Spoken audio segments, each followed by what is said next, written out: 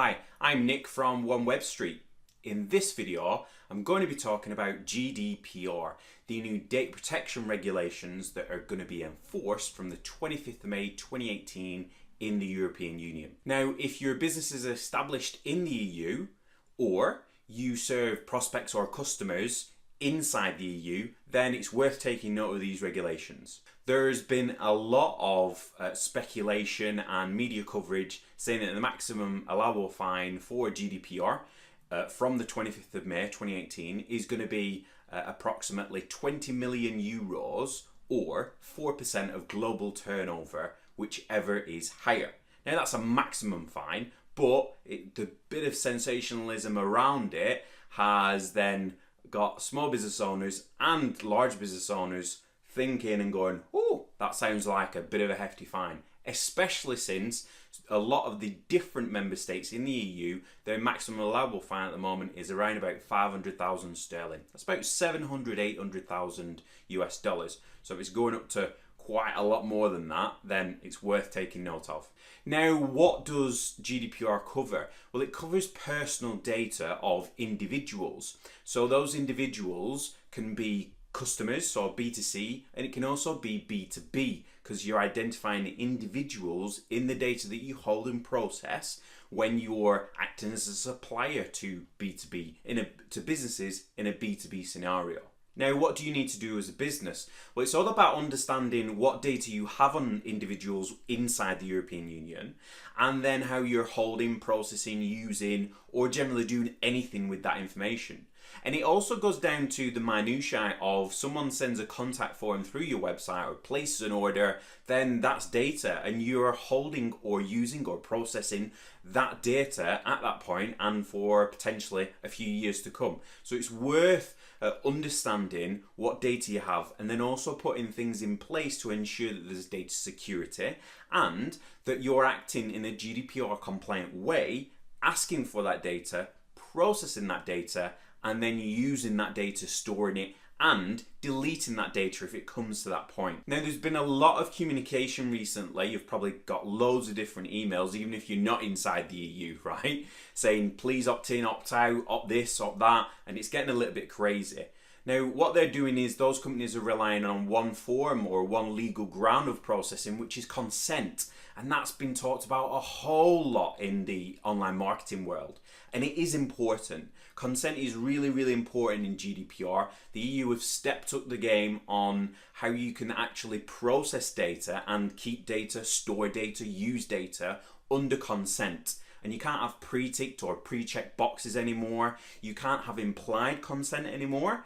And there's other legal grounds that you can use that doesn't mean you have to get consent from somebody to actually process and keep their data.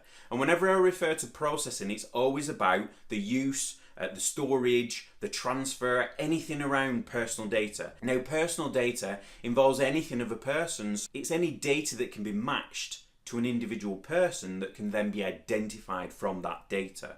So if you've got their name, their email, their phone number, that's all data, and that all needs to be one, protected, but also you need a legal ground to actually hold, process, or transmit that data. Now, we spoke about consent as a legal ground for processing. There's 6 in total. 2 of them you potentially won't use really all that much, and are kind of applicable to public bodies.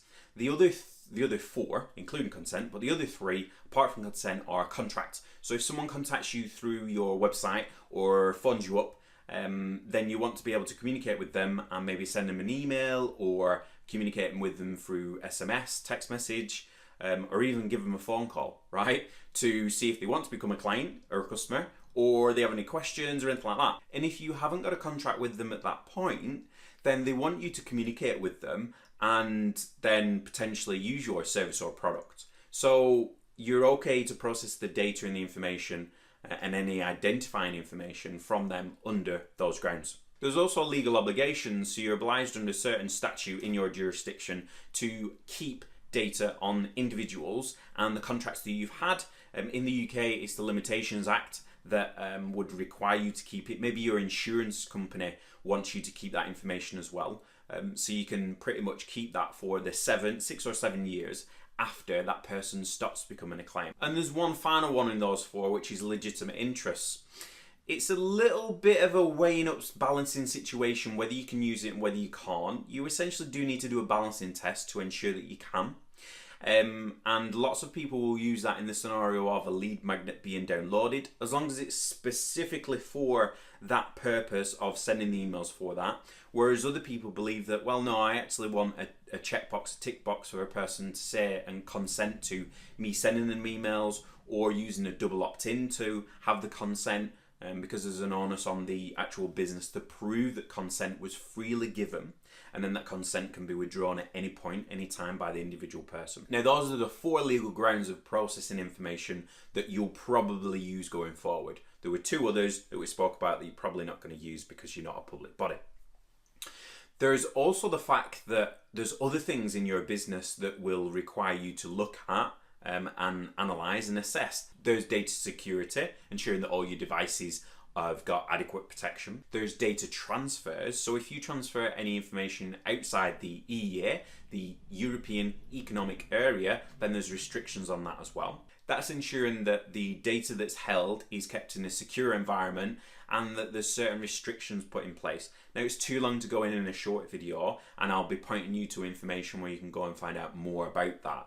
But essentially, if you're using companies or you've got data stored outside the EEA, then you want to be having a look at those companies that you use and what certain privacy protections that they've got. For example, are they GDPR compliant? Are they in the EU-US Privacy Shield if they're in the US?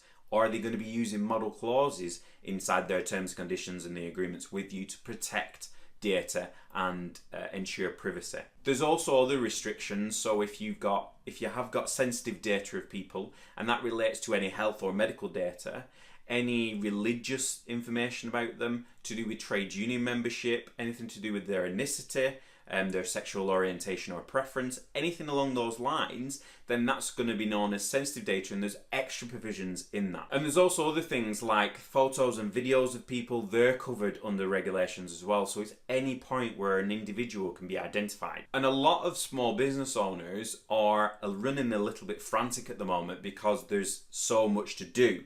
And in actual fact, there isn't. As long as you're working towards becoming GDPR compliant, whatever that means, but as long as essentially you're working towards understanding what GDPR, treating individual people's data with privacy, with security, and informing them of what data that you hold on them and why, usually in a privacy notice or a policy on your website, but also informing current clients on what data you hold on them as well. And one of the best ways to get a good grasp on GDPR and how important it is for your business is to click on the link below this video, go through to Suzanne Dibble's website and watch her 2-hour Mythbusting webinar on GDPR. She's got a button on there where you can go and buy the GDPR pack. At the moment, it's priced at under £200, so around about $300. And for me, it's excellent value for money.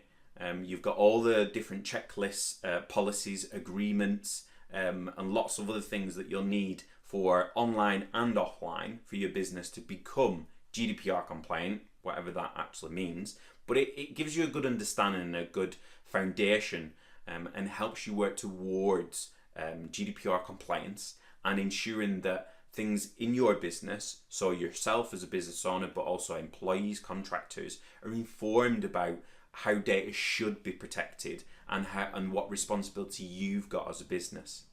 Now, I'm sure you're with me that these multinational corporations and organizations like Facebook and like the Cambridge Analytica Facebook scandal, that those type of things shouldn't happen. And that's essentially what GDPR has been brought in, is to protect individual personal data inside the European Union. So my advice is to click that link and understand how important GDPR is for your business. Wow, there were a lot of information in that video, wasn't there?